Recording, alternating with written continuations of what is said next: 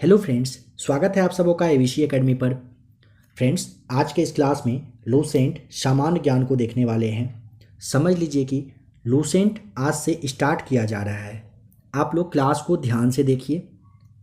आज के इस क्लास में सल्तनत काल का गुलाम और खिलजी वंश है, इन दोनों को देखने वाले हैं। यानी कि 1206 ईस्वी से लेकर के 1320 ईस्वी तक के टाइम पीरियड में कौन कौन शासक आए, क्या क्या काम किए, किसने किसकी हत्या की, कौन गद्दी पर किस डेट को बैठा, हर एक पॉइंट को देखेंगे। लूसेंट के बारे में आपको अच्छे से पता है। पता क्या है, आप लोगों के कहने के अनुसार, कहने के बाद ही इस क्लास को, यानी कि क्लास नंबर फर्स्ट जो आज आप यह देख रहे हो, लाया गया है। आप में से काफ़ी लोगों ने बहुत बार मैसेज और कॉल करके कहा लूसेंट सामान्य ज्ञान को स्टार्ट कर दीजिए, क्योंकि लूसेंट के बिना कोई ऑप्शन नहीं है। आपको पता है आपके एग्ज़ाम में लूसेंट काफ़ी अच्छा खासा रोल प्ले करता है। आज के इस क्लास को अगर आप ध्यान से देखते हो तो यहाँ पे लिख दिया जा रहा है, इसे देखिए 100%। कहने का मतलब 100% गारंटी इस बात का है। क्लास को अगर आप ध्यान से देखेंगे तो गुलाम वंश और खिलजी वंश को आपको याद करवा दिया जाएगा। याद करवाने का गारंटी मेरा रहेगा। कंडीशन बस छोटा सा है, ईयरफोन कान में लगाइए, क्लास को ध्यान से देखिए। कोशिश करिएगा क्लास को ना ही आगे करके देखने का और ना ही फास्ट करिएगा। क्योंकि एक एक पॉइंट को पहले बताया जाएगा और फिर वापस सवाल भी आपसे किया जाएगा। इसीलिए ध्यान से देखिए, ईमानदारी से देखिए और 100% इन दोनों टॉपिक पे पकड़ बनाइए। पूरा क्लास देखिएगा, उसके बाद ही कमेंट करके बताइएगा इस क्लास में कोई चेंजिंग लाना चाहिए, क्या टाइम इसका कम करना चाहिए, या जिस तरीके से बताया गया, जो कोशिश मेरे द्वारा की गई है आप लोगों के लिए, क्या वो सही है। क्योंकि अब यहाँ पे समझने वाली बात है, आप देखते हैं काफ़ी अच्छे अच्छे जो हीरो वगैरह हैं मूवी बनाते हैं, और आपको जब देखने के बाद, जब मूवी आता है, जब आप देखेंगे पता चलेगा कितना ज़्यादा, मतलब कहिए गंदा उसका स्क्रिप्ट था। यानी कि जो उसका मूवी का जो थीम रहता है बहुत ज़्यादा आपको गलत दिखता है। कि फिर आपको लगेगा कि शायद ये हीरो, ये जो एक्टर हैं, एक्ट्रेस हैं, इन्होंने ये फिल्म क्यों लिया, क्यों बनाया। कहने का मतलब ये क्यों कहा जा रहा है, क्योंकि आप क्लास को जब देखेंगे और ईमानदारी से कमेंट करके बताएंगे तो पता चलेगा कि क्लास में कुछ चेंजिंग करना चाहिए या नहीं करना चाहिए। क्योंकि जो अभी मेरे द्वारा किया जाएगा मेरे हिसाब से लगेगा बेस्ट है, बट आपका कमेंट एक अच्छा सा सुझाव देगा, एक अच्छा सा राय देगा। आपके कमेंट को देखा जाएगा, हर एक कमेंट को अच्छे से ध्यान से देखा जाएगा। अगर कुछ आप बदलाव करने को कहेंगे तो किया जाएगा, नहीं तो क्लास अगर पसंद आए तो बस ज़बरदस्त वाला कमेंट करके बताइए क्लास बिल्कुल सही है और क्लास को कंटिन्यू रखिए। फिर आपके लिए लूसेंट का भी क्लास आएगा और लूसेंट को पूरा का पूरा याद करवाने का जिम्मेदारी मेरा रहेगा। आज के इस क्लास में जो डिस्कशन दिया जाएगा, जो सवाल पूछा जाएगा, उससे ज़्यादा वाला मेहनत आपके लिए किया जाएगा। शर्त यही है, कान में ईयरफोन लगाइए, आराम से कूल होकर के देखिए। स्किप नहीं करना है, मतलब आगे नहीं करना है क्लास को, क्योंकि एक एक पॉइंट इंपॉर्टेंट है। क्लास नंबर फर्स्ट है, इसीलिए ये सारी बातें कही गई। आशा करता हूँ कि सारी बातें समझ गए होंगे, क्लास अच्छा लगेगा, बस इतना तो आपको कर ही देना है। तो आइए, बहुत ज़्यादा टाइम बर्बाद ना करते हुए, टाइम तो अच्छा खासा गया, ज़्यादा टाइम ना बर्बाद करते हुए सल्तनत काल के गुलाम वंश से स्टार्ट करते हैं आज के इस क्लास के पॉइंट नंबर फर्स्ट से। गुलाम वंश की स्थापना 1206 में कुतुबुद्दीन ऐबक के द्वारा किया गया था और ये गोरी का गुलाम हुआ करता था। अब यहाँ पे मोहम्मद गोरी के बारे में थोड़ा सा समझिए। नेक्स्ट टॉपिक जब भी कभी मोहम्मद गोरी का आएगा उसमें सल्तनत काल से भी आपको रिलेट करके बताया जाएगा, समझा दिया जाएगा। यहाँ पे कुछ इंपॉर्टेंट बात है। सबसे पहले भारत पर आक्रमण मोहम्मद गोरी के द्वारा 1175 में किया गया था। ईस्वी को थोड़ा समझिए, 1175 में हुआ था। अगर जगह पूछ लेगा तो आपको मुल्तान बता देना है, कहाँ पर, मुल्तान के खिलाफ में किया गया था। दूसरा आक्रमण मोहम्मद गोरी का 1178 में हुआ था। पहला 75, दूसरा 78 पाटन जो कि गुजरात में है। यहाँ पर जो शासक थे भीम सेकेंड थे और इन्होंने गोरी को बुरी तरह से क्या किया था, हरा दिया था। अब यहाँ पे जो गोरी है इसके द्वारा पहला दूसरा तराइन का युद्ध हुआ था। पहला हुआ था 1191, दूसरा हुआ था 1192 ईस्वी में। तीसरा युद्ध हुआ था चंदावर का जो कि 1194 में हुआ था। ठीक है, इसमें किसने जीता किसने हारा उसे देखेंगे आप, अभी रहने दीजिए इसको। क्योंकि अभी आपको सल्तनत काल से रिलेट करके समझाने की कोशिश की जा रही है। मोहम्मद गोरी के बारे में पूछे कि हत्या कब हुई, जो ये 1206 में गुलाम वंश के मतलब ये आए थे, स्थापना किए थे गुलाम वंश का। अब इसे आप समझिए, 15 मार्च का वो डेट था। 15 मार्च 1206 ईस्वी को गोरी जो है इसकी क्या होती है, मृत्यु हो जाती है। ठीक है, और इसके बाद 1206 ईस्वी में कुतुबुद्दीन ऐबक गुलाम वंश की स्थापना करते हैं। अब समझेंगे यहाँ से, गुलामों को फारसी में बंदगा कहा जाता था तथा इन्हें सैनिक सेवा के लिए खरीदा जाता था। सवाल पूछा जाता है, गुलाम को फारसी में किस नाम से, तो बंदगा कहा जाता था, और इन्हें ना सैनिक सेवा के लिए, मतलब सैनिक में भर्ती करने के लिए कहिए कि खरीद लिया जाता था। कुतुबुद्दीन ऐबक ने अपना राज्याभिषेक 24 जून 1206 को करवाया था। कब करवाया था? 24 जून 1206 ईस्वी में कुतुबुद्दीन ऐबक ने अपना राज्याभिषेक, मतलब ये राजा कहिए बने थे। कुतुबुद्दीन ऐबक अपनी राजधानी लाहौर में बनाए थे। कुतुबुद्दीन ऐबक के बारे में पूछा जाता है, अपनी राजधानी कहाँ बनाए थे? लाहौर आपको बताना है। और आप ध्यान रखिएगा, इल्तुतमिश के बारे में जब आगे पढ़ेंगे तो इल्तुतमिश ने, मिस टीचर के बारे में आप समझ सकते हैं, इल्तुतमिश ने लाहौर से राजधानी को वापस दिल्ली, जो भी आपका दिल्ली है, यहाँ पर वापस कर लिए थे। इस बात को भी आगे देखेंगे। कुतुब मीनार की नींव पूछा जाता है, नींव किसने रखा था? कुतुबुद्दीन ऐबक के द्वारा कुतुब मीनार की नींव रखी गई थी। दिल्ली का एक है कुव्वत उल इस्लाम मस्जिद, और अजमेर का 2.5 दिन का झोपड़ा, ये दोनों ऐबक के द्वारा ही बनवाया गया था। कुतुबुद्दीन ऐबक को लाख बख्श यानी कि लाखों का दान देने वाला भी कहा जाता था। ध्यान रखें, कुतुबुद्दीन जो है इन्होंने ही कुतुब मीनार की नींव रखी थी। दिल्ली का कुव्वत उल इस्लाम मस्जिद और 2.5 दिन का जो झोपड़ा है अजमेर में, ये ऐबक के ही द्वारा बनवाया गया था। कुतुबुद्दीन ऐबक को लाख बख्श के नाम से जाना जाता है। देखिए, ऐबक ने कुतुब मीनार का जो पहला मंजिल है इसको बनवाया था। कुतुबुद्दीन ऐबक के समय में कुतुब मीनार की जो पहली मंजिल है ये बन सकी थी। इसके बाद आ जाइए इल्तुतमिश पर, जिन्होंने कि यहाँ से अपना जो राजधानी है दिल्ली चेंज करके लाया था, अभी आपने देखा। इन्होंने 225 फीट ऊंची 4 मंजिला बना दिया था। फिरोज तुगलक के समय बिजली गिरने के कारण इसकी चौथी मंजिल क्या हो गई, नष्ट हो गई, जिसके कारण फिरोज ने इसमें 2 छोटी मंजिल बनवा दी, जिससे कि इसमें 5 मंजिल हो गई। 4 था पहले, एक टूट गया बिजली की वजह से, 3 बचा। फिरोज के द्वारा 2 बनवाया गया था, अब हो गया कितना, 5, और ऊंचाई 9 फीट बढ़कर 234 फीट हो गई। आप इसे 2, 3, 4 फीट याद रखिएगा, कुतुब मीनार की ऊंचाई है।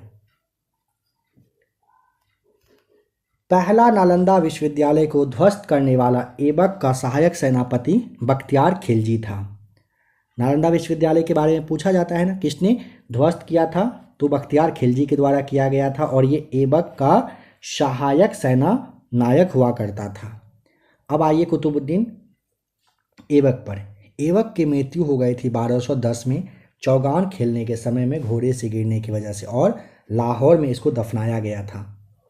इन्होंने जहाँ पे अपनी राजधानी बनाई थी वहीं पर इनको दफना दिया गया था। ध्यान रखें, कुतुबुद्दीन ऐबक 24 जून 1206 को अपना राज्याभिषेक करवाए थे, लाहौर को अपनी राजधानी बनवाए थे। कुतुब मीनार की नींव कुतुबुद्दीन ऐबक ने ही डाले थे। इनके द्वारा कुतुब उल इस्लाम 2.5 दिन का झोपड़ा बनवाया गया था। लाख बख्श इसे ही कहा जाता था। आ जाइए अब नेक्स्ट पॉइंट पर। ऐबक का उत्तराधिकारी आराम शाह हुआ, जिसने 8 महीनों तक शासन किया था। कुतुबुद्दीन ऐबक के बाद आराम शाह 8 महीने तक शासन किए। आराम शाह की हत्या कर दी गई 1211 ईस्वी में, ठीक है, इल्तुतमिश के द्वारा। इल्तुतमिश तुर्किस्तान का इलबरी तुर्क था, जो ऐबक का गुलाम एवं दामाद था। ऐबक की मृत्यु के समय में वह बदायूं का गवर्नर हुआ करता था।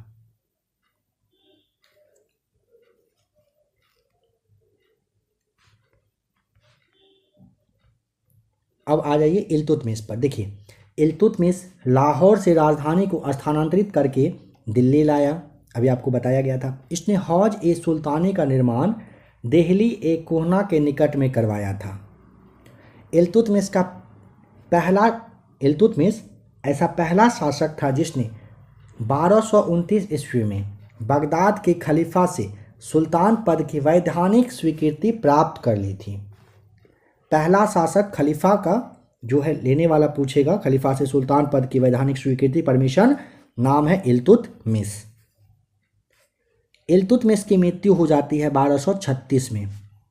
इल्तुतमिश की मृत्यु कब हो गई? 1236 में। आराम शाह की हत्या करके इल्तुतमिश ही 1211 में दिल्ली की गद्दी पर बैठा था। ठीक है, इल्तुतमिश, और 36 में इसकी मृत्यु हो जाती है। इल्तुतमिश तुर्किस्तान का इलबरी तुर्क था जो ऐबक का गुलाम और दामाद था। ऐबक के मृत्यु के समय पूछेगा तो वो कहाँ का गवर्नर हुआ करता था, तो बदायूं आपको भी बताया गया था। चंगेज खां से बचने के लिए ख्वारिज्म के सम्राट जलालुद्दीन को इल्तुतमिश ने अपने यहाँ शरण नहीं दिया था, ध्यान रखना है।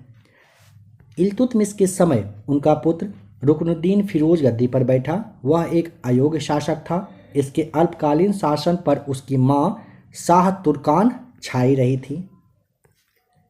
यहाँ पर अब समझने वाला पॉइंट है, शाह तुर्कान के अवांछित प्रभाव से परेशान होकर तुर्की अमीरों ने रुकनुद्दीन को हटाकर रजिया को सिंहासन पर आसीन कर दिया। इस प्रकार रजिया बेगम प्रथम मुस्लिम महिला शासक थी जिसने शासन की बागडोर को संभाल ली थी। लेकिन इन्होंने ना, रजिया ने पर्दा प्रथा चलता था ना, उसे छोड़कर, मतलब पर्दा में रहने वाली नहीं थी और पुरुष की तरह चोगा जो काबा हुआ करता था, कुला मतलब टोपी पहनकर राज दरबार में चेहरा मतलब बिना ढके आना स्टार्ट कर दी थी। इस वजह से क्या हुआ था, रजिया ने मलिक जमालुद्दीन याकूत को अमीर ए अखोर यानी कि घोड़े का सरदार के रूप में नियुक्त कर दी थी। गैर तुर्कों को सामंत बनाने के रजिया के प्रयास से तुर्की अमीर विरुद्ध हो गए और उसे बंदी बनाकर दिल्ली की गद्दी पर मोइजुद्दीन बहराम शाह को बिठा दिया था। ध्यान रखिएगा इस बात को। अब यहाँ पे रजिया की शादी हो जाती है अल्तुनिया के साथ। रजिया की शादी किसके साथ हुई थी? अल्तुनिया के साथ हुई थी। इससे शादी करने के बाद रजिया ने पुनः गद्दी प्राप्त करने का प्रयास किया लेकिन वो सक्सेस नहीं की, असफल रही। रजिया की हत्या हो जाती है 13 अक्टूबर 1240 ईस्वी को। रजिया की हत्या पूछा जाता है किस डेट को? 13 अक्टूबर 1240 को हो गई थी। ध्यान रखिएगा, डाकू के द्वारा किया गया था। जगह पूछेगा कैथल के पास में। 13 अक्टूबर 1240 को कैथल के पास में रजिया की हत्या कर दी गई। बहराम शाह को बंदी बनाकर उसकी हत्या मई 1242 में कर दी गई। उसके बाद दिल्ली का सुल्तान अलाउद्दीन मसूद शाह बन गया था। बहराम शाह को बंदी बना करके हत्या कर दी गई थी 1242 में। उसके बाद दिल्ली का सुल्तान अलाउद्दीन मसूद शाह बन गया था। ठीक है, दिल्ली का सुल्तान। बलबन ने षड्यंत्र के द्वारा 1246 में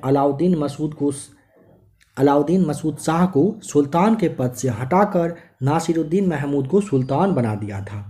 किसने? बलबन ने। कब? 1246 में। किसे? अलाउद्दीन मसूद शाह को सुल्तान के पद से हटाकर नासिरुद्दीन महमूद को सुल्तान के पद पर बिठा दिया। नासिरुद्दीन महमूद ऐसा सुल्तान था जो टोपी सीख कर अपना जीवन निर्वाह करता था। बलबन ने अपनी पुत्री का विवाह नासिरुद्दीन महमूद के साथ कर दिया था। बलबन का वास्तविक नाम पूछा जाता है बहाउद्दीन, आपको ध्यान रखना है। बलबन का वास्तविक नाम बहाउद्दीन था। ये ना इल्तुतमिश का गुलाम हुआ करता था। तुर्कान ए चिहलगानी का विनाश बलबन के ही द्वारा किया गया था। बलबन ने अपनी पुत्री का विवाह नासिरुद्दीन महमूद के साथ किया था। बलबन का रियल नाम बहाउद्दीन था। वह इल्तुतमिश का गुलाम था। तुर्कान ए चिहलगानी का विनाश बलबन ने ही किया था। बलबन 1266 ईस्वी में गयासुद्दीन बलबन के नाम से दिल्ली की गद्दी पर बैठ गया था। यह मंगोलों के आक्रमण से दिल्ली की रक्षा करने में सफल रहा। सीरी नामक नया नगर बलबन ने ही बसाया था। बलबन 1266 में गयासुद्दीन बलबन के नाम से दिल्ली पर बैठता है। सवाल आता है दिल्ली पर बलबन कब बैठे? 1266 आपको ध्यान रख लेना है। मंगोल के आक्रमण से दिल्ली की रक्षा करने में ये सफल रहा और सीरी नामक नया नगर बसाकर तैयार कर दिया था। किसने? बलबन ने तैयार किया था। राज दरबार में सिजदा एवं पैबोस, बहुत बार यह सवाल पूछा जा चुका है। प्रथा की शुरुआत बलबन ने ही की थी। राज दरबार में सिजदा एवं पैबोस प्रथा की शुरुआत बलबन के द्वारा किया गया था। बलबन ने फारसी रीति रिवाज पर आधारित नवरोज के बारे में ध्यान रखिएगा, ये फारसी लोगों का ना साल का पहला दिन होता है और ये उत्सव मनाने का जो क्रेडिट है बलबन को ही जाता है। बलबन ने फारसी रीति रिवाज पर आधारित नवरोज, फारसी साल का पहला जो दिन हुआ करता था, इस उत्सव को मनाने का स्टार्ट किया था। अपने विरोधियों के प्रति बलबन ने लौह एवं रक्त की नीति अपनाई थी। इस पॉइंट को तो खैर अच्छे से आप जानते ही होंगे, नहीं जानते हैं तो ध्यान रखिएगा। बलबन के द्वारा लौह एवं रक्त की नीति अपनाई गई थी। नासिरुद्दीन महमूद ने बलबन को उलूग खां की उपाधि प्रदान कर दी थी। किसने? नासिरुद्दीन महमूद ने। किसे? बलबन को क्या किया था? उलूग खां की उपाधि दी थी। बलबन आखेट अभियान के बहाने अपनी सेना को लंबी दूरी तक कवायद कराकर दुरुस्त रखा करता था। बलबन के दरबार में फारसी के प्रसिद्ध कवि अमीर खुसरो एवं अमीर हसन रहते थे। गुलाम वंश का अंतिम शासक शमसुद्दीन कैमूर साहब को ध्यान रख लेना है। गुलाम वंश का अंतिम शासक शमसुद्दीन कैमूर था। अब यहाँ पे थोड़ा सा रिपीट करते हैं, अभी जो अच्छे से हम लोगों ने देखा, अब इस पॉइंट को कुछ रिपीट करते हैं। सुनिए, सवाल एक तरह से पूछा जा रहा है, जवाब आप सोचने की कोशिश करिए। बताइए, बलबन गयासुद्दीन बलबन के नाम से दिल्ली की गद्दी पर कब बैठा था? क्या आपको ईस्वी याद है? ध्यान रखिएगा, अभी आपको जस्ट बताया गया था 1266 ईस्वी में गयासुद्दीन बलबन दिल्ली की गद्दी पर बैठा था। सीरी नामक नगर किसने बसाया? सही जवाब है बलबन ने। बलबन ने क्या किया था? सीरी नगर की स्थापना की थी, मतलब बसाया था इन्होंने। बताइए, इल्तुतमिश की मृत्यु कब हुई थी? इल्तुतमिश याद करिए, 1 2 3 6 1236 ईस्वी में। मंथ कौन सा था? अप्रैल में। क्या हुआ था? इल्तुतमिश की मृत्यु हो गई थी।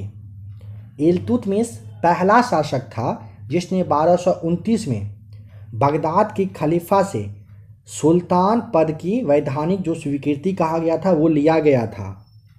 आ जाइए और नेक्स्ट पॉइंट पे। रजिया के बारे में आपको कहा गया था, प्रताप प्रथा को इन्होंने हटाया था, इसके बारे में आप जरूर अच्छे से जानते होंगे। चलिए, रजिया की हत्या के बारे में सोचिए जरा सा, रजिया की हत्या कब हुई थी?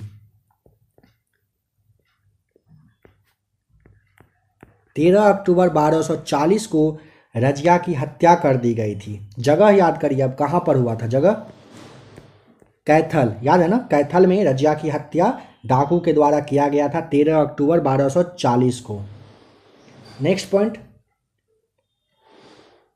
बलबन ने अपनी जो पुत्री थी उनका विवाह किसके साथ किया था? बलबन ने अपनी पुत्री का विवाह किसके साथ? नासिरुद्दीन महमूद के साथ किया था। चलिए, बलबन का वास्तविक नाम सोचिए तो क्या था? बलबन का वास्तविक नाम बहाउद्दीन था। बलबन का वास्तविक नाम बहाउद्दीन था। किसका गुलाम था? ये जो बहाउद्दीन है ये किसका गुलाम था? सोचिए, इल्तुतमिश का। बलबन का रियल नाम बहाउद्दीन, इल्तुतमिश का गुलाम। तुर्कान ए चिहलगानी का विनाश करने वाले का नाम बलबन ही है, यानी कि बहाउद्दीन ही है। बहाउद्दीन कहिए, बलबन कहिए, एक ही बात है, याद रखेंगे। ठीक है, बलबन फटाफट रिकॉल करिए अपने मन में। अभी आपको कहा गया था गयासुद्दीन बलबन के नाम से दिल्ली की गद्दी पर कब बैठा था? 1266। अभी आपसे जस्ट पूछा भी गया था। नवरोज जो उत्सव है ये किसने स्टार्ट किया? नवरोज बलबन के द्वारा किया गया था। नवरोज की शुरुआत। लौह एवं रक्त की नीति किसने अपनाई थी? सही जवाब फिर से हो जाएगा बलबन, आपको ध्यान रखना है। चलिए बताइए, गुलाम वंश की स्थापना कब हुई थी? गुलाम वंश की स्थापना कब हुई थी? 1206 में। किसने किया? कुतुबुद्दीन ऐबक ने। कुतुबुद्दीन ऐबक अपना राज्याभिषेक किस डेट को किए थे? बताइए। 24 जून को। चलिए अब यहाँ पे थोड़ा सा अच्छे से देखिए। कुतुबुद्दीन ऐबक राज्याभिषेक करवाए थे 24 जून 1206 ईस्वी में।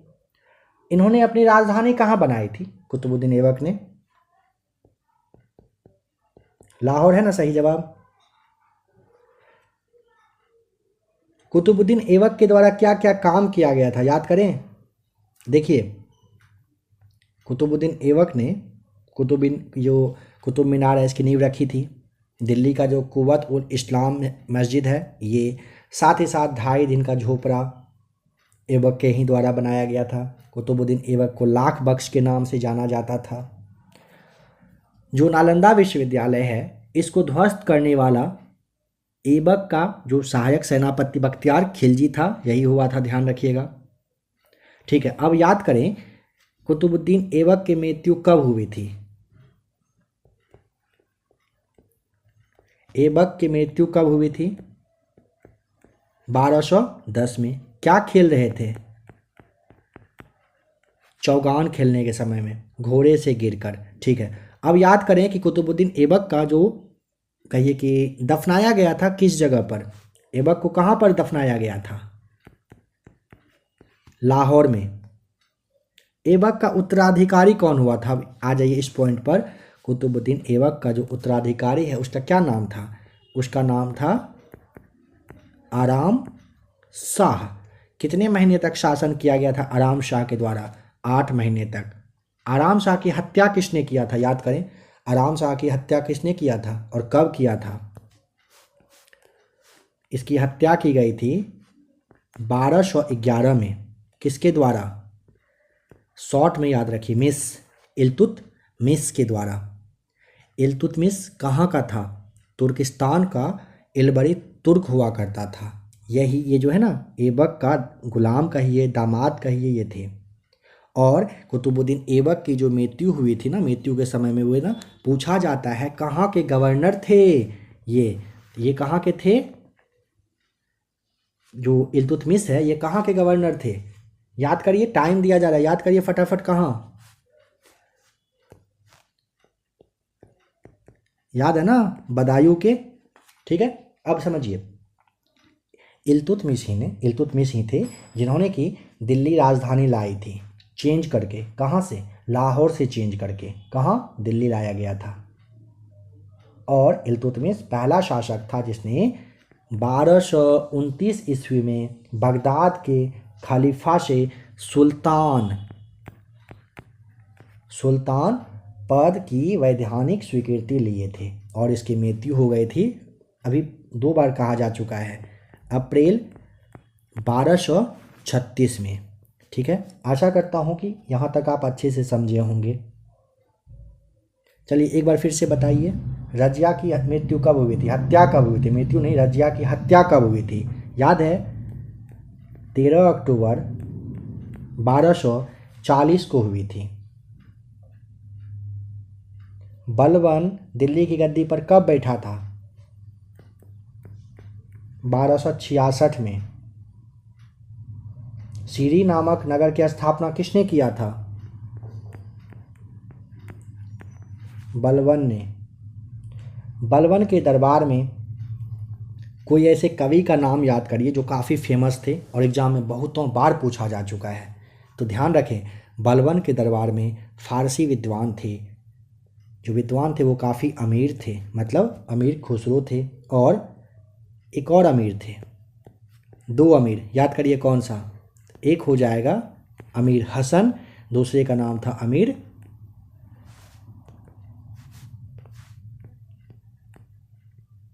खुसरो।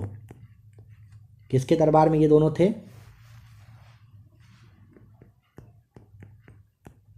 बलबन के दरबार में। अब लास्ट पॉइंट पे आ जाइए जिसे अभी आपने जस्ट देखा था। गुलाम वंश का अंतिम शासक का नाम क्या था? गुलाम वंश का अंतिम शासक समुद्दीन करके था,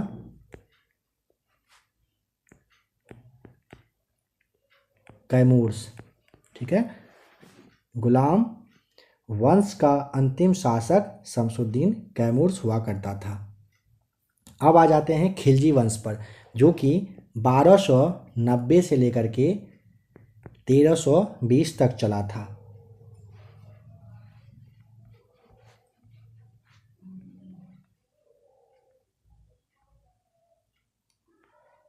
खिलजी वंश गुलाम वंश के शासन को समाप्त कर 13 जून 1290 को जलालुद्दीन फिरोज खिलजी ने खिलजी वंश की स्थापना कर दी थी। गुलाम वंश के शासन को समाप्त करके गुलाम वंश के अंतिम शासक कैमूर्स थे। इनको हटाने के बाद 13 जून 1290 ईस्वी को जलालुद्दीन फिरोज खिलजी ने खिलजी वंश की स्थापना की थी। इसने किलोखड़ी को अपनी राजधानी बनाया था। किसे? किलोखड़ी को। जलालुद्दीन की हत्या 1296 में उसके भतीजा और दामाद अलाउद्दीन खिलजी ने कमानिकपुर जो है यानी कि प्रयाग यहीं पर कर दिया गया था। अब यहाँ पे समझते हैं थोड़ा सा। जैसे में देखिए, गुलाम वंश के शासन को तो समाप्त कर दिया गया था कब? 13 जून 1290 को जलालुद्दीन फिरोज खिलजी के द्वारा, और खिलजी वंश की स्थापना कर दी गई। अब यहाँ पे सवाल है, इसने अपनी राजधानी कहाँ पर बनाई? राजधानी कहाँ पर बनाई? किलोखड़ी। आपको ध्यान रखना है कहाँ पर? किलोखड़ी में। इसे भी रिपीट करेंगे लास्ट में। 22 अक्टूबर 1296 को अलाउद्दीन दिल्ली का सुल्तान बनता है। 22 अक्टूबर 1296 को अलाउद्दीन दिल्ली का सुल्तान बन जाता है। अलाउद्दीन के बचपन का नाम क्या था? गुरसास्प था। अलाउद्दीन के बचपन का नाम अली, साथ साथ गुरसास्प आपको याद रखना होता है। अलाउद्दीन खिलजी ने सेना को नगद वेतन एवं अस्थाई सेना की नींव रख दी थी। देखिए, जब नगद वेतन देना स्टार्ट कर देता है कोई, तो स्थानीय सेना यानी कि अस्थाई सेना, स्थानीय नहीं अस्थाई मतलब परमानेंट रूप से सैनिक रखने की व्यवस्था अलाउद्दीन खिलजी के ही द्वारा किया गया था, नगद वेतन देने के साथ साथ। दिल्ली के शासकों में अलाउद्दीन खिलजी के पास सबसे विशाल अस्थाई सेना थी। आप ऐसे याद रख सकते हैं, नहीं कहा जाता है अलाउद्दीन का चिराग, तो चिराग मतलब अलाउद्दीन खिलजी जो है ना, इन्होंने पैसा दे करके सेना रखना स्टार्ट किया, यानी कि अस्थाई सेना की व्यवस्था इसने किया था। और जब अस्थाई सेना की व्यवस्था की गई, काफ़ी सारे ऐसे लोग थे जिनको कि पैसे वगैरह का प्रॉब्लम था, समझ लीजिएगा सभी आ गए और सैनिक बनना तैयार हो गए, सैनिक बन गए, सेना में भर्ती अपने आप को करवा दिए थे। जब सेना में भर्ती होना स्टार्ट हुआ तो फिर क्या होता है कि घोड़ा को दागने, सैनिक का हुलिया लिखने की प्रथा की शुरुआत इसी के द्वारा, खिलजी के द्वारा, अलाउद्दीन खिलजी के द्वारा कर दिया गया। जब सेना रहना स्टार्ट हुआ तो घोड़े पर दागने का मतलब निशान लगाने की शुरुआत की गई थी। सैनिक का हुलिया लिखने वगैरह की प्रथा की शुरुआत की गई थी अलाउद्दीन खिलजी के द्वारा। जब कोई भी इंसान कहीं पैसा इन्वेस्ट करता है तो बहुत कुछ उसको सोचना पड़ता है, किस तरीके से क्या करना चाहिए, क्या नहीं करना चाहिए। अलाउद्दीन ने भू राजस्व की दर को बढ़ाकर हाफ यानी कि 1/2 भाग कर दिया था। अलाउद्दीन के द्वारा पूछा जाएगा, अभी लास्ट में आपसे पूछा भी जाएगा, आपको याद कर लेना है उस वक्त। भू राजस्व की दर को बढ़ाकर उपज का 1/2 भाग कर दिया गया था। इसने खम्स यानी कि जो लूट का धन होता था, इसमें सुल्तान का हिस्सा 1/4 भाग के जगह पर 3/4 भाग कर दिया गया था। इन्होंने व्यापारियों से में जो बेईमानी करते थे ना, यानी कि जो कम वेट वगैरह तौलते थे, उनके शरीर से मांस काट लेने का आदेश दिया था। समझिए, अलाउद्दीन जो खिलजी है, जब ये सेना को पैसा देना स्टार्ट किया, अस्थाई सेना रखने की शुरुआत की, नगद वेतन जब देना स्टार्ट कर दिया, घोड़ा दागने की शुरुआत की, सैनिक का हुलिया लिखने की प्रथा की शुरुआत की, तो फिर इसने इसके द्वारा जब पैसा सही से वापस आ सके इसके पास, इसके लिए कुछ तो करा, कहिए कि कानून लाना था इसको। इन्होंने व्यक्ति के शरीर से मांस काट लेने का आदेश दे दिया था। और इसी के समय में मूल्य नियंत्रण प्रणाली को दृढ़ता से लागू किया गया था। मूल्य नियंत्रण प्रणाली पूछा जाता है किसके समय में दृढ़ता से लागू किया गया था, आपको अलाउद्दीन खिलजी ध्यान रख लेना है। दक्षिण भारत की विजय के लिए अलाउद्दीन ने मलिक काफूर को भेजा था। दक्षिण भारत के मैप में जो नीचे वाला एरिया है, इस तरह के एरिया को, इसको जीतने के लिए पूछा जाएगा किसके द्वारा, तो मलिक काफूर मलिक काफूर गया था। कहाँ? दक्षिण भारत की विजय के लिए। भेजा किसने था? अलाउद्दीन ने भेजा था। यहाँ पे देखिए, दीवान ए रियासत व्यापारियों को नियंत्रित रखता था। यह बाजार नियंत्रण की पूरी व्यवस्था का संचालन करता था। कौन? दीवान ए रियासत। सहना ए मंडी, प्रत्येक बाजार में बाजार का अधीक्षक हुआ करता था। इसे आप साइड में जो है इसे खुद से एक नज़र देख लीजिएगा। जमैयत खाना मस्जिद, अलाई दरवाज़ा, शीरी का किला और हजार खंबा महल का निर्माण अलाउद्दीन ने ही करवाया था। इसे याद कर लें। जमैयत खाना मस्जिद, अलाई दरवाज़ा, शीरी का किला, हजार खंबा महल, इन सब का निर्माण अलाउद्दीन के द्वारा किया गया था। अलाई दरवाज़ा को इस्लामी वास्तुकला का रत्न के नाम से जाना जाता है। अलाई दरवाज़ा को इस्लामी वास्तुकला का जो रत्न है इस नाम से संबोधित किया गया है। दैवी अधिकार के सिद्धांत को अलाउद्दीन ने चलाया था। दैवी अधिकार के सिद्धांत को किसने? अलाउद्दीन के द्वारा ही चलाया गया था। किसी क्या चलाया गया था? दैवी अधिकार को। सिकंदर ए शानी की उपाधि से स्वयं को अलाउद्दीन खिलजी ने विभूषित किया था। मतलब सिकंदर ए शानी की उपाधि किसने? खिलजी ने लिया था। खिलजी ने क्या किया था? सिकंदर ए शानी की उपाधि खुद धारण कर ली थी। किसने? अलाउद्दीन खिलजी ने क्या किया था? सिकंदर ए शानी की उपाधि धारण। अलाउद्दीन ने मलिक याकूब को दीवान ए रियासत नियुक्त किया था। अलाउद्दीन ने मलिक याकूब को दीवान ए रियासत की पद दे दी थी। अलाउद्दीन द्वारा नियुक्त परवाना नवीश नामक अधिकारी वस्तुओं की परमिट जारी किया करता था। शाह ए मंडी, यहाँ खाद्यान्नों की बिक्री हेतु से, मतलब खाद्यान्न को जो है ना बिक्री के लिए लाया जाता था। जैसे मंडी अभी भी कहते हो, सहना ए मंडी चलता था। सराय ए अदल, यहाँ वस्त्र, शक्कर, जड़ी बूटी, मेवा, दीपक का तेल, अन्य निर्मित वस्तुएं बिकने के लिए आती थी। अलाउद्दीन खिलजी की आर्थिक नीति की व्यापक जानकारी जियाउद्दीन बर्नी की कृति तारीख़ फिरोज शाही से मिलती है। ध्यान रखें, अलाउद्दीन खिलजी की आर्थिक नीति किस तरीके का था, ये जियाउद्दीन बर्नी के द्वारा लिखा गया तारीख़ फिरोज शाही से पता चलता है। तारीख़ फिरोज शाही से अलाउद्दीन खिलजी के द्वारा जो आर्थिक नीति लगाया गया था, चलाया जा रहा था, वो पता चलता है, जो कि जियाउद्दीन बर्नी के द्वारा लिखित है। खजाइनुल फुतुह अमीर खुसरो, रिहला इब्न बतूता एवं फुतुस लातीन इस्लामी की यह कृति है। मूल्य नियंत्रण को सफल बनाने में मुहतसिब एवं नाजीर की महत्वपूर्ण भूमिका हुआ करती थी। सेंसर, देखिए मुहतसिब मतलब सेंसर हो गया, नाजीर का मतलब हो गया जो नाप तोल का अधिकारी होता था। ठीक है, मूल्य नियंत्रण को सक्सेस बनाने के लिए होता है ना कि अगर मंत्री आपका अच्छा हो तो राज्य को आप अच्छे तरीके से मैनेज कर सकते हैं। तो उसी तरह से मुहतसिब जो था सेंसर हुआ करता था, और नाजीर जो है ये नाप तोल अधिकारी के रूप में काम करते थे, जो कि काफ़ी अच्छे से काम किए थे। राजस्व सुधार के अंतर्गत अलाउद्दीन खिलजी ने सबसे पहले मिल्क, इनाम एवं वक्फ के अंतर्गत दी गई भूमि को वापस लेकर उसे खालसा भूमि में बदल दिया था। ध्यान रखें, राजस्व सुधार के अंतर्गत अलाउद्दीन ने सबसे पहले मिल्क, इनाम और वक्फ के अंतर्गत वक्फ जो बोर्ड है, आपने नाम जरूर सुना होगा, वक्फ बोर्ड, इसके द्वारा भूमि को वापस लेकर के उसे खालसा भूमि के नाम से चेंज कर दिया गया। अलाउद्दीन खिलजी के द्वारा लगाए जाने वाले दो नवीन कर थे।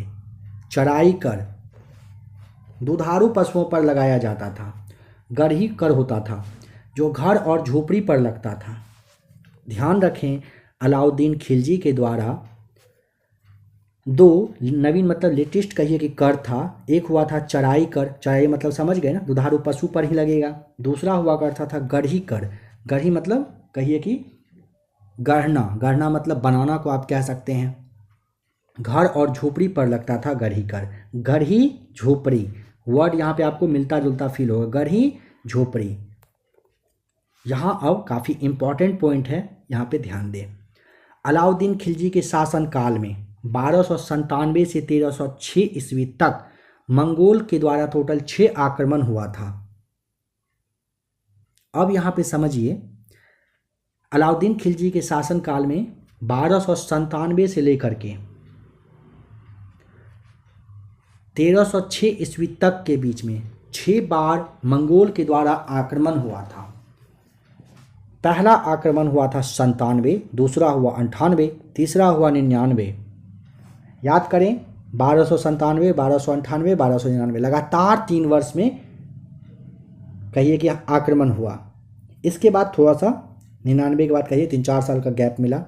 फिर होता है 1303, फिर होता है 1305 और छठा होता है 6 में। याद रखें, छठा आक्रमण हुआ था 6 में, पांचवा आक्रमण हुआ था 5 में और चौथा हुआ था 3 में। बस एक में आपको थोड़ा सा हो सकता है कंफ्यूजन हो। सबसे देखिए कितना इजी है, 97, 98, 99, लगातार 3 वर्ष। छठा आक्रमण होता है 1306 में, पांचवा होता है 1305 में। बस 1303 को याद कर लीजिएगा, ये चौथा आक्रमण था। जगह जो है पहला हुआ था कादर खां, ये पहला आक्रमण जो है कादर खां के नेतृत्व में हुआ था, ठीक है। और 98 वाला सल्दी के नेतृत्व में, तीसरा वाला जो कि 99 में हुआ था ये कुतलुक ख्वाजा के नेतृत्व में, चौथा आक्रमण हुआ था 1303 में तारगी के, पांचवा वाला हुआ था 5 में अली बेग के नेतृत्व में, और जो छठा आक्रमण है ये 1306 में कबक और इकबाल मंद के नेतृत्व में हुआ था। इसे याद जरूर कर लें। अलाउद्दीन खिलजी के समय में 6 मंगोल आक्रमण 97, 98, 99, 3, 5 और 6 में हुआ था। कब कब? 97, 98, 99, 3, 5, 6। अलाउद्दीन खिलजी की मृत्यु 5 जनवरी 1316 को हो जाती है। अलाउद्दीन खिलजी की मृत्यु 5 जनवरी 1316 ईस्वी में हो जाती है। कुतुबुद्दीन मुबारक खिलजी 1316 ईस्वी को दिल्ली के सिंहासन पर बैठा। इसे नग्न स्त्री पुरुष की संगत पसंद थी।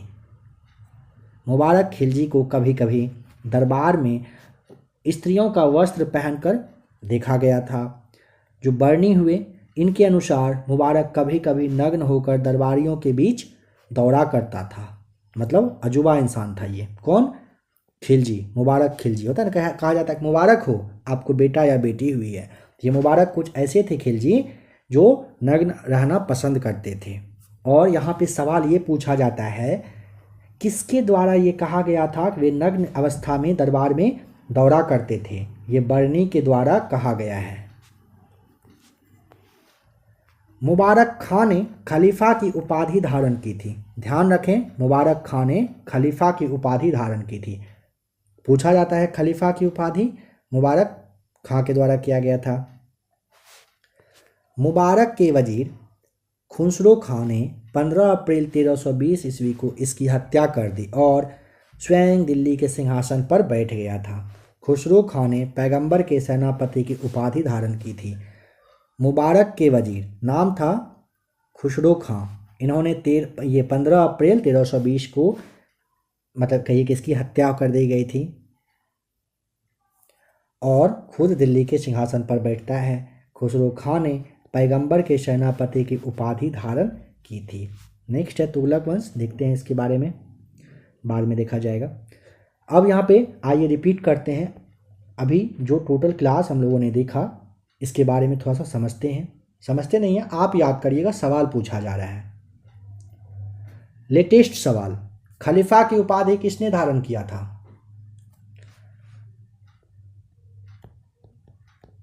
खलीफा, बताइए, खलीफा की उपाधि किसने धारण किया था? मुबारक खां ने, है ना। खलीफा की उपाधि मुबारक खां के द्वारा धारण किया गया था। अलाउद्दीन खिलजी की मृत्यु कब हुई थी? याद करिए, शॉर्ट में लिखा जा रहा है, समझने की कोशिश करिएगा। अलाउद्दीन खिलजी की मृत्यु 5 जनवरी ईस्वी कौन सा था? याद करें, 1316। अलाउद्दीन खिलजी की मृत्यु 5 जनवरी 1316 को हुई थी। किसकी मृत्यु? अलाउद्दीन खिलजी की। कब हुई थी? 5 जनवरी को 1316 में। किसकी मृत्यु हुई थी? अलाउद्दीन खिलजी की।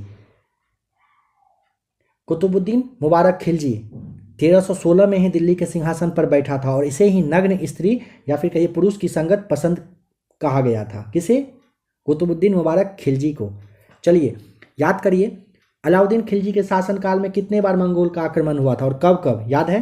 ध्यान रखिएगा, टोटल 6 बार हुआ था, है ना? कब कब हुआ था? सबसे पहले 1297 से 1306 के बीच में हुआ था। 6 में आपको ध्यान रखना है छठा, 5 में हुआ था पांचवा, 97, 98, 99 में एक साथ हुआ था और एक हुआ था 1303 में जो कि चौथा वाला था। नेक्स्ट पॉइंट पर आइए, बताइए कि दैवीय अधिकार के सिद्धांत को किसने चलाया था? याद करें, दैवीय अधिकार के सिद्धांत को किसने चलाया था? अगर याद आ रहा है तो अच्छी बात है, नहीं आ रहा है तो रिपीट करके क्लास को देखिए। दैवी याद आ गया होगा, है ना? अलाउद्दीन के द्वारा चलाया गया था दैवीय अधिकार के सिद्धांत को। नेक्स्ट पॉइंट पर आइए, बताइए अलाउद्दीन के बचपन का नाम क्या था? अलाउद्दीन के बचपन का नाम, अलाउद्दीन के बचपन का नाम याद आ गया? नहीं आया तो याद करिए। अली, दूसरा गुरसास्प। क्या नाम था अलाउद्दीन के बचपन का नाम? अली, दूसरा क्या था? गुरसास्प। अलाउद्दीन दिल्ली की सुल्तान के रूप में कब बैठा? बताइए। अलाउद्दीन दिल्ली का सुल्तान बना था कब? डेट याद है? 22 अक्टूबर को। 22 अक्टूबर कौन सा ईस्वी था? 96। 22 अक्टूबर 1996 को अलाउद्दीन दिल्ली का सुल्तान बन जाता है। सुल्तान बनने से पहले क्या किया था? ध्यान दीजिए, इन्होंने ही जलालुद्दीन की हत्या की थी। जलालुद्दीन की हत्या कब किया गया था? 1296 में करके अलाउद्दीन बन गए थे दिल्ली के सुल्तान। समझ पाए? जलालुद्दीन, सीधी लैंग्वेज में समझिए, जलालुद्दीन की हत्या 1296 में उनका भतीजा कहिए, दामाद कहिए, अलाउद्दीन खिलजी ने प्रयाग, जो कि करामनीपुर करके था, इस जगह पर कर दिया गया था। और 22 अक्टूबर 1996 को अलाउद्दीन दिल्ली के सुल्तान के रूप में बैठ जाता है। अलाउद्दीन के बचपन का नाम अली गुरसास्प था। अलाउद्दीन खिलजी ने ही सेना को नगद वेतन, अस्थाई सेना की नींव रखने का काम किया था। किसने? अलाउद्दीन खिलजी ने। अलाउद्दीन खिलजी ने, समझते चलिएगा आगे। अलाउद्दीन खिलजी ने स्थानीय सेना, नगद वेतन का नींव रखने का काम किया। दिल्ली के शासक में अलाउद्दीन खिलजी के ही पास सबसे विशाल सेना हुआ करती थी। किसके पास? अलाउद्दीन खिलजी के पास। घोड़ा दागने की प्रथा, सैनिकों का हुलिया लिखने की प्रथा किसने किया? इसी इंसान ने। किसने? अलाउद्दीन खिलजी ने। क्या किया था? घोड़ा दागने की प्रथा, सैनिक का जो हुलिया होता है उसको लिखने की शुरुआत की गई थी अलाउद्दीन खिलजी के द्वारा। हर एक पॉइंट को रिपीट किया जा रहा है, रिवाइज करते चलिए फटाफट। अलाउद्दीन भूराजस्व की दर को बढ़ा करके उपज का 1/2 कर दिया था। धन जो था लूट वाला, जिसे क्या कहा गया था? याद करें, खम्स कहा गया था ना, खम्स। इसको अलाउद्दीन खिलजी ने ही 1/4 के जगह पर 3/4 कर दिया था। जब कोई जो व्यापारी हैं वो बेईमानी का काम करते थे, सामान वगैरह कम तौलते थे, तो शरीर से मांस काट लेने का आदेश इसी के द्वारा दिया गया था। इन्हीं के शासनकाल में मूल्य नियंत्रण प्रणाली अच्छे से लागू हुआ था। अलाउद्दीन खिलजी के समय में मूल्य नियंत्रण प्रणाली, इनके द्वारा दक्षिण भारत की विजय के लिए एक इंसान को भेजा गया था। नाम याद करिए, क्या नाम था? आपको कहा गया था, याद है? काफूर। क्या नाम था? काफूर। काफूर को, यानी कि मलिक काफूर को दक्षिण भारत की विजय के लिए अलाउद्दीन खिलजी ने ही भेजा था। इसके द्वारा क्या क्या स्थापित हुआ था? अलाउद्दीन के द्वारा क्या क्या स्थापित किया गया था, इसे भी याद करिए।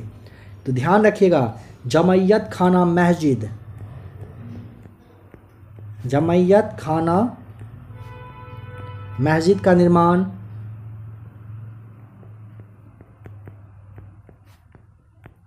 अलाई दरवाजा का निर्माण काफी इंपॉर्टेंट है। सीरी का किला का निर्माण,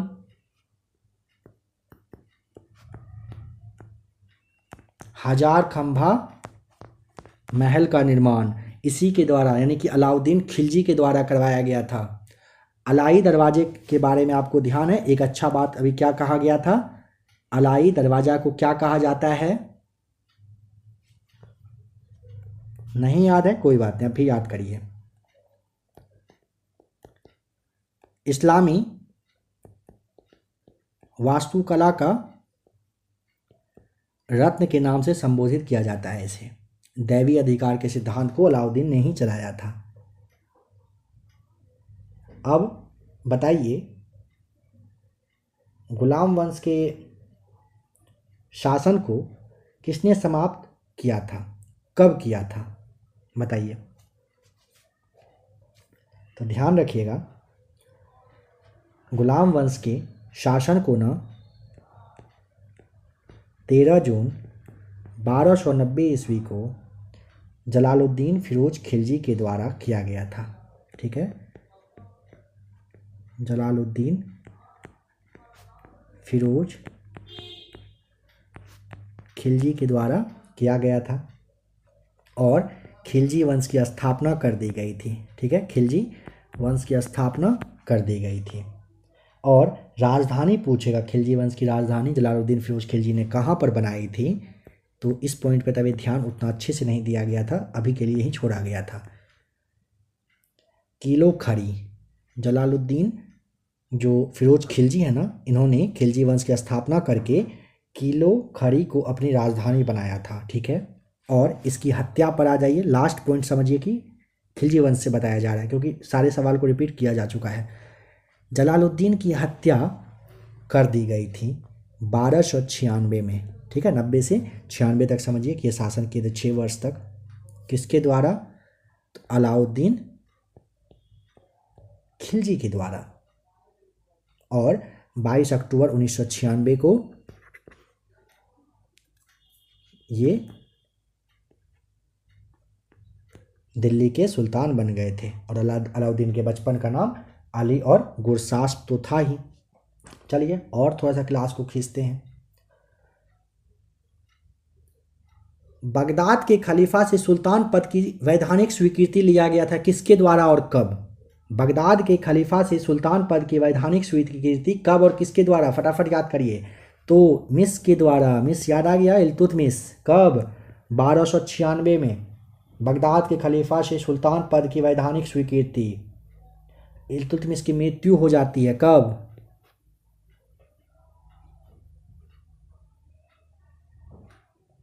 1296 पे 1200, एक सेकेंड देखिए, थोड़ा सा रुक जाइए।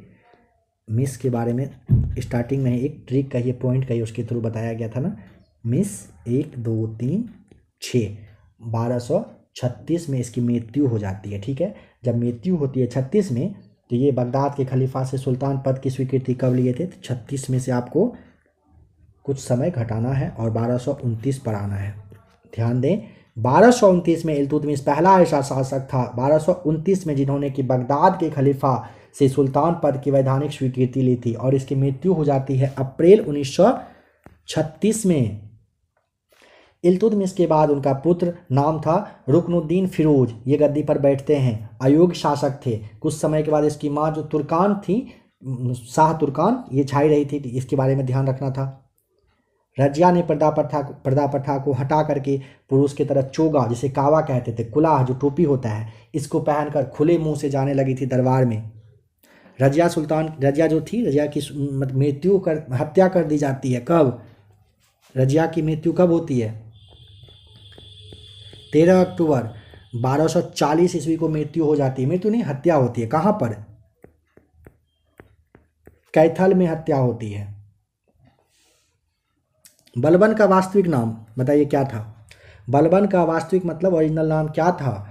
बहाउद्दीन था, याद है ना? बहाउद्दीन किसका नाम था? बलबन का क्या नाम था? बहाउद्दीन था। ये इल्तुतमिश का गुलाम था। इल्तुतमिश का गुलाम था ये बहाउद्दीन यानी कि बलवन। इसी के द्वारा लौह और रक्त की नीति लाई गई थी, अपने विरोधी पर ये यूज करते थे। बलवन जो है 1266 ईस्वी में 1266 में गयासुद्दीन बलबन के नाम से दिल्ली की गद्दी पर बैठा था। मंगोल के आक्रमण से दिल्ली की रक्षा करने में ये सक्सेस रहे थे। सीरी नामक नया नगर बसाने का रिकॉर्ड बलवन को जाता है। गुलाम वंश का अंतिम शासक याद करिए क्या था? कैमूर्स। याद है कैमूर्स? गुलाम वंश का अंतिम शासक का नाम क्या था? कैमूर्स। कैमूर्स कौन था? गुलाम वंश का अंतिम शासक। आइए अब लास्ट पॉइंट पे चलते हैं, मतलब क्लास को अंत करने की ओर। गुलाम वंश की स्थापना कब हुई थी? काफ़ी इजी क्वेश्चन। 1206 में। किसने किया? ऐबक ने। अपना राज्याभिषेक कब करवाए थे? डेट याद करिए तो 1206 तो आप समझ गए। डेट 24 जून को। कुतुब मीनार की नींव किसने रखी थी? कुतुब मीनार की नींव ऐबक ने ही रखी थी ना। इनके द्वारा कुछ कुछ निर्माण किया गया था जो काफ़ी फेमस था। क्या था? कुतुबुल इस्लाम मस्जिद, अजमेर का जो 2.5 दिन का झोपड़ा है, ये ऐबक के द्वारा ही बनाया गया था, निर्माण करवाया गया था। कुतुबुद्दीन ऐबक को लाख बख्श के नाम से जाना जाता है। ऐबक की मृत्यु हो जाती है कब? 1210 में। क्या करते समय? चौगान खेलते समय, घोड़े से गिर कर। इनका जो कहिए कि कब्र है, कहाँ पर है कब्र? जहाँ इन्होंने अपनी राजधानी बनाई थी, लाहौर में। कुतुबुद्दीन ऐबक का उत्तराधिकारी का नाम आराम शाह था। 8 महीने तक शासन किए थे। आराम शाह की हत्या होती है इल्तुतमिश के द्वारा। कब? 1211 में। कुतुबुद्दीन, लास्ट पॉइंट है, कुतुबुद्दीन के समय में कुतुब मीनार की पहली मंजिल बनी थी। इल्तुतमिश ने इसको बढ़ा करके, मिस जो था, मिस इन्होंने कहिए कि 225